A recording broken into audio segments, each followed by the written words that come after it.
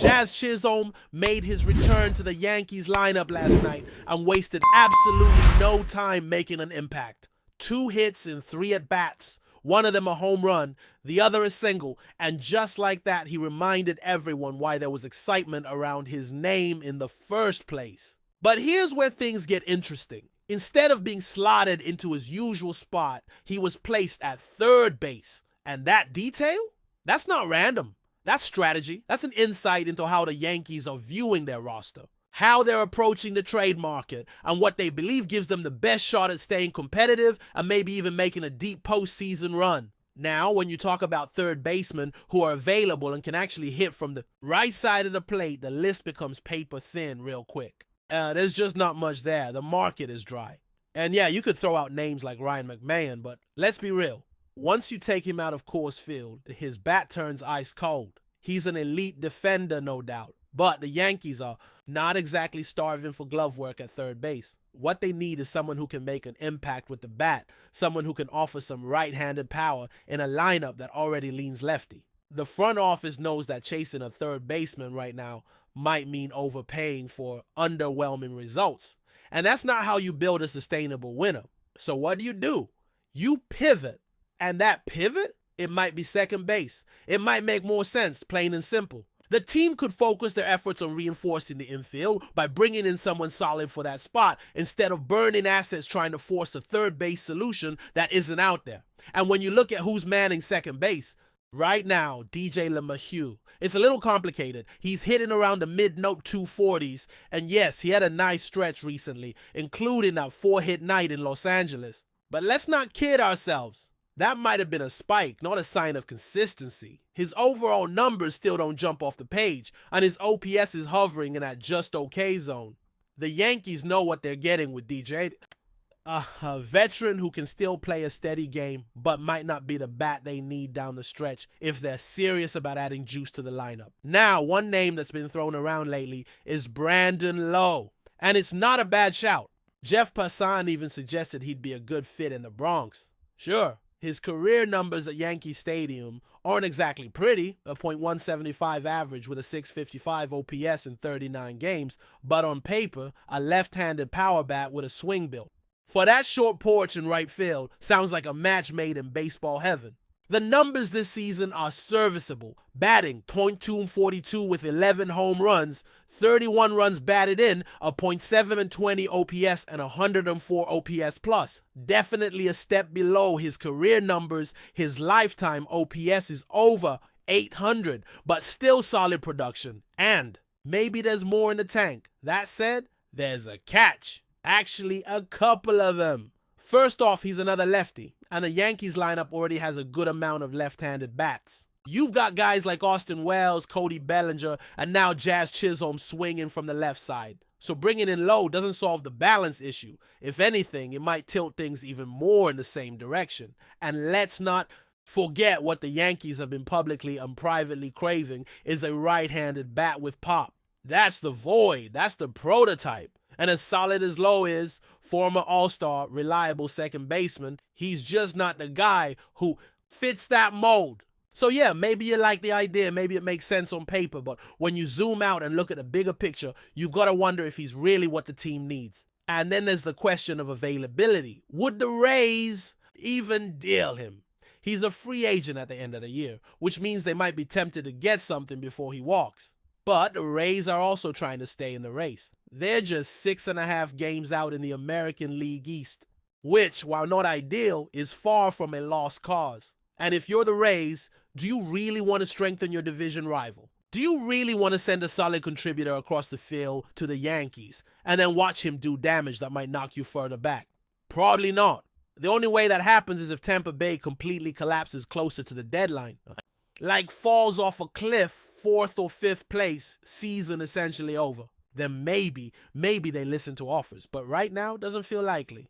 Not impossible, but not easy either. Now, let's bring the spotlight back to the Yankees' own roster for a second. Jason Dominguez, the highly touted rookie, looks like he's going to be just fine after some injury concerns. That's huge news.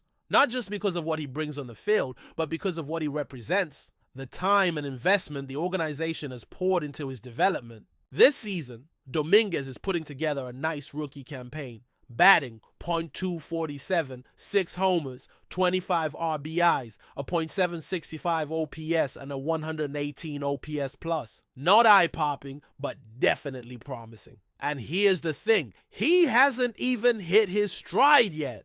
That's the feeling you get watching him. It's like he's on the edge of breaking out, on the verge of that hot streak that pushes him into a different conversation. I'm calling it now. He finishes the year with an OPS north of 800. There's just too much talent, too much ability, and the moment doesn't seem too big for him. That's what makes you believe. And listen, Dominguez staying healthy and staying in the lineup is probably one of the most important things for the Yankees right now. With the way the outfield's been rotating, with guys in and out, they need that steady presence. They need someone who can evolve in front of their eyes and grow into the role they've been hoping for since he was in the minors. And frankly, he's doing that.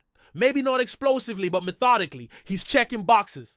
And there's something to be said about a young player learning how to produce without everything coming easy. That's the type of growth that sticks. Now, speaking of growth, and this one's going to get some reactions. Let's talk Anthony Volpe. Yankee fans are weird about Volpe. When he was struggling, it felt like people were still behind him. But now that he's doing better, suddenly there's a wave of criticism coming his way. And honestly, it's confusing. I've been critical of him too, no doubt. I've said it before, his first 2 seasons in the bigs were rocky. That rookie, yeah, he had some power, but the average was low.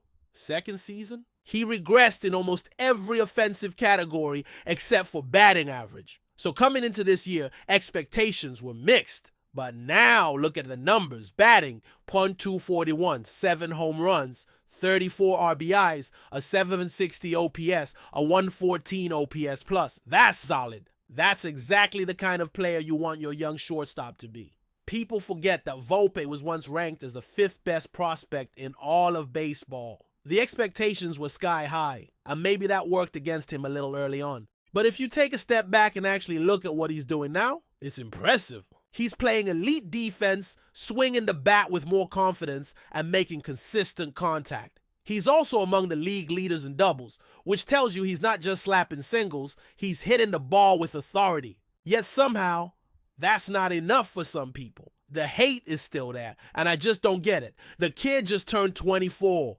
He's figuring it out. Give him some space to breathe and grow. And look, if you think he's not doing enough, just compare his numbers to someone like Gunnar Henderson, who's being praised as one of the top young shortstops in the game. Go ahead, compare. Their numbers are nearly identical. Henderson's average is a tick higher, but same amount of homers, similar OPS. So if Henderson gets the love, Volpe deserves at least some respect. This isn't about being a homer. This is about being fair. Volpe's production this year is exactly what you want out of a shortstop, especially a young one. So why not support that? Why not get behind a guy who's clearly making the adjustments? Volpe's the kind of player who can anchor your infield for years. He's not just surviving out there, he's producing. Maybe he's not flashy every night, but he's steady, and that matters. And let's be honest, if this same stat line belonged to someone on another team, Yankee fans would be talking about how they should trade for that guy. But because it's Volpe, and because the expectations were so insane from the beginning, people nitpick. That needs to stop. He's doing just fine. Actually, more than fine. Now, looping back to Jazz Chisholm for a second, I really think he might be what the Yankees have been missing. Before his injury, the team was lacking any consistent production from second or third base. Since Oswaldo Cabrera went down, it's been a revolving door.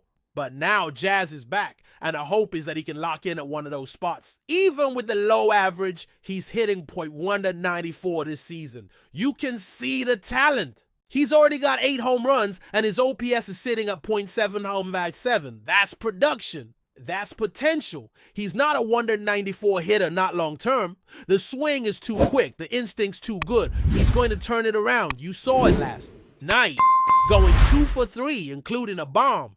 That's the start of something. But before we continue, please remember to join our channel and give this video a like. Your support allows us to keep bringing you the latest news about the New York Yankees. Feel free to share your thoughts on the news in the comments.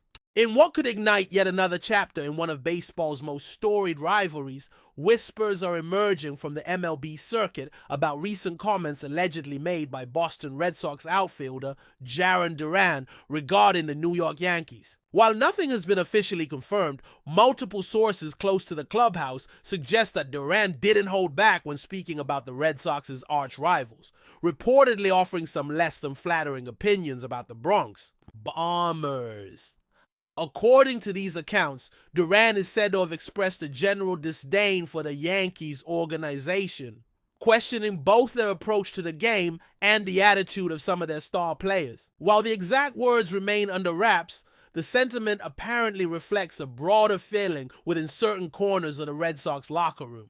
A renewed fire in the long-standing Boston-New York feud that has shaped generations of baseball.